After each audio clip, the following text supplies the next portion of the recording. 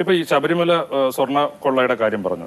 ഇതിനകത്ത് രമേശ് ജി തന്നെ ഇതൊരു വിദേശത്തേക്ക് ഇതുമായിട്ട് ബന്ധപ്പെട്ടുള്ള കാര്യങ്ങളെക്കുറിച്ച് തെളിവുണ്ട് എന്ന് പറഞ്ഞു. ഒരു വിദേശത്തു നിന്നുള്ള ഒരാൾ ഇതിനെക്കുറിച്ച് പറഞ്ഞതാണ് എന്ന് പറഞ്ഞു. പക്ഷേ SITയുടെ മുന്നിൽ അതിനെക്കുറിച്ച് കൃത്യമായിട്ട് ഒരു പേര് വിവരം കൊടുക്കാൻ പ്രതിപക്ഷത്തിനോ അതിൽ ഈ കാര്യം വെളിപ്പെടുത്തിയ താങ്കൾക്കോ കഴിഞ്ഞു? ഇതിന്റെ ഏറ്റവും പ്രധാനപ്പെട്ട ഒരു സന്ദർഭത്തിലാണ് എന്നെ ഒരു വിദേശ മലയാളി കണ്ടത്.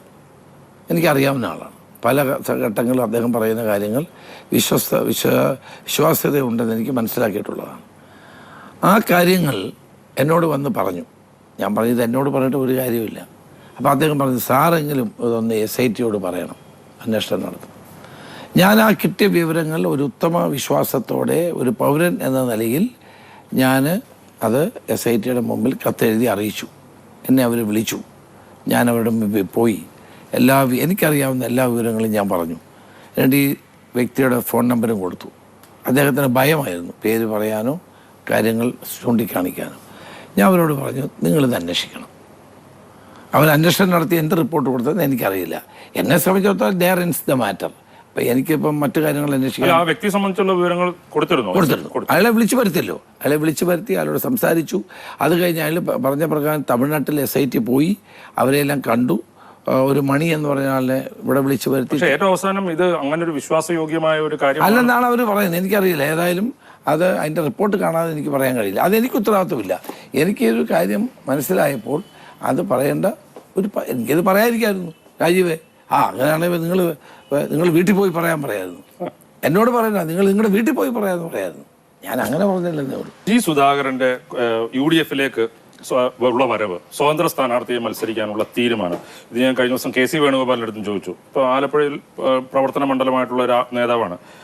അദ്ദേഹത്തിന്റെ ഭാഗത്തു നിന്നാണോ രമേശ് ചെന്നിത്തലയുടെ ഭാഗത്തു നിന്നാണോ എങ്ങനെയാണ് ഈ ഒരു ഇനിഷ്യേറ്റീവ് ഉണ്ടായത്? G. സുധാകരനെ ഇപ്പുറത്തേക്ക് കൊണ്ടുവരണം എന്നുള്ളത് താങ്കളുടെ ഇടപെടൽ ഉണ്ടായിട്ടുണ്ടോ കാര്യത്തിൽ? അല്ല, ഞങ്ങൾ സുധാകരനുമായിട്ട് ഇതിന് ശേഷം, ഇപ്പോഴല്ല, അദ്ദേഹം ഈ നിലപാടെടുത്ത് പുറത്ത് വന്നതിന് ശേഷം സംസാരിച്ചിട്ടുണ്ട്. അല്ലാണ്ട് പിണറായി വിജയൻ പറയുന്ന പോലെ നേരത്തെ ഒരു അജണ്ട തയ്യാറാക്കിയൊന്നുമല്ല.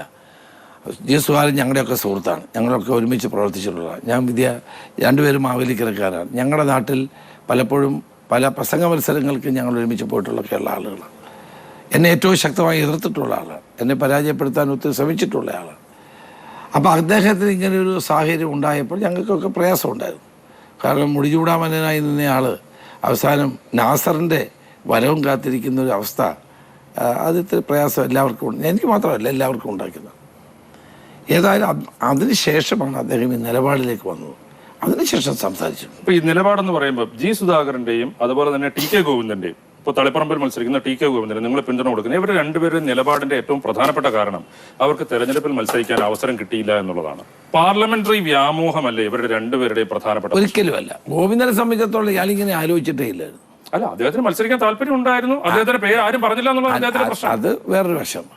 അദ്ദേഹം നടത്തിയ പോരാട്ടം, കുഞ്ഞികൃഷ്ണനും അദ്ദേഹം നടത്തിയ പോരാട്ടത്തിൽ വ്യത്യസ്തതയുണ്ട്. ആരും പേര് പറയാത്ത ആളിനെ പാർട്ടി സെക്രട്ടറിയുടെ ഭാര്യ എന്ന നിലയിൽ അടിച്ചേൽപ്പിക്കാൻ ശ്രമിച്ചു. ഒരുപക്ഷെ ഗോവിന്ദൻ മാഷ് വീട്ടിൽ സ്വൈര്യതയില്ലാത്തതുകൊണ്ട്, അസ്വസ്ഥതയില്ലാത്തതുകൊണ്ടായിരിക്കും അദ്ദേഹം ഈ പേര് പറഞ്ഞത്. പക്ഷെ അത് ശരിയാണ്. EMS മുതൽ CH കണാരൻ, അഴീക്കോടൻ രാഘവൻ, എത്ര വലിയ വലിയ ആളുകൾ ഇരുന്ന കസേരയാണ്. അവിടെ ഇരുന്നുകൊണ്ട് സ്വന്തം ഭാര്യയെ അസംബ്ലി സീറ്റിൽ, തൻ്റെ സീറ്റിൽ നിർത്തി മത്സരിപ്പിക്കുക എന്ന് പറയുന്നത് കോൺഗ്രസ്സിന് നടക്കില്ല. കോൺഗ്രസ്സിനൊക്കെ സീറ്റ് കൊടുക്കുന്നതിനകത്ത് അതൊന്നും ഒരിക്കലും ഞങ്ങൾ. പക്ഷേ കമ്മ്യൂണിസ്റ്റ് പാർട്ടിയിൽ എന്തെങ്കിലും സംഭവിക്കുക അങ്ങ് ചെയ്യുന്നത് ശരിയാണോ? നിങ്ങൾ ആലോചിച്ച് നോക്കുക. അതിനെതിരെയുള്ള പ്രതിഷേധം ഗോവിന്ദന് മാത്രമല്ല, അവിടുത്തെ എല്ലാ സഖാക്കൾക്കും ഉള്ളതാണ്. അല്ല, ഇപ്പോ ഭാര്യയും ഭർത്താവും ഒരേ പ്രസ്ഥാനത്തിൽ പ്രവർത്തിക്കുന്നു. അപ്പോൾ അർഹതയുണ്ടെങ്കിൽ ഭാര്യയ്ക്കും സീറ്റ് കൊടുക്കുക എന്നുള്ളത്, ഞാൻ ഈ ഒരു കാര്യത്തിൽ ന്യായീകരിക്കില്ല. പക്ഷെ അത് അവർക്ക് അർഹതയുണ്ടെങ്കിൽ സീറ്റ് കിട്ടുന്നതിനെ നമുക്ക് തെറ്റു പറയാൻ പറ്റുമോ? ഞാൻ വ്യക്തിപരമായി ആരെയും ആക്ഷേപിക്കുന്നില്ല.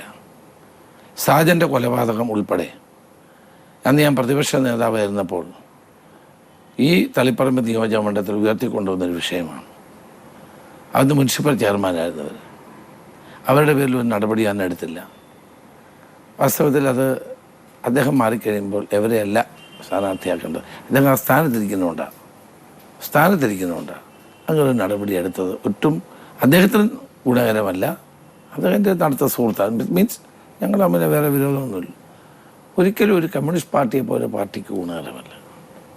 നിങ്ങൾ പറയുന്നത് ശരി, ഭാര്യയ്ക്കും ഭർത്താവിനും കൂടി എന്തുകൊണ്ട് മത്സരിച്ചുകൂടാന്നൊക്കെ ചോദിച്ചാൽ പാർലമെൻ്ററി ജനാധിപത്യത്തിൽ ആർക്ക് വേണമെങ്കിലും മത്സരിക്കാം, അത് വേറൊരു കാര്യമാണ്. പക്ഷെ അതൊന്നും പ്രത്യേകിച്ച് ഒരു കമ്മ്യൂണിസ്റ്റ് പാർട്ടിക്കൊന്നും ചേർന്ന നടപടിയല്ല, അതാരും അംഗീകരിക്കില്ല, പ്രത്യേകിച്ച് കമ്മ്യൂണിസ്റ്റ് പ്രവർത്തകർ അംഗീകരിക്കില്ല.